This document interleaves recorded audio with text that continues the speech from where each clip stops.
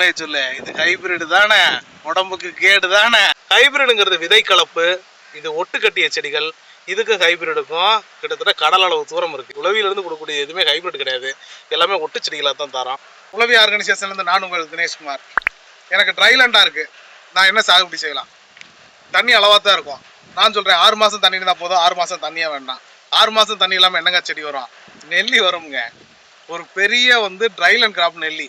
6 மாதத்துக்கு தண்ணி இருந்தால் போதும், 6 மாதத்துக்கு தண்ணி தேவைப்படாது. பூக்கிற இடத்துல தண்ணியை விடக்கூடாது.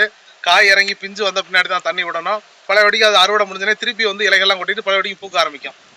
ரைட்டு, எவ்வளோ பெரிய செடியெல்லாம் கொடுப்பீங்க? பூவோடய கொடுத்துட்டுமா? பார்த்தீங்களா, நெல்லியில் பூ எப்படி இருக்கும்னா இப்படி எடுக்கும், அடுக்கடுக்கா இலைகள்லேருந்து அப்படியே எடுக்கும். உண்மையை சொல்லு, இது ஹைபிரிட் தானே, உடம்புக்கு கேடு தானே, அப்படி தானே கமெண்ட் வரும். அப்படிலாம் கிடையாதுங்க.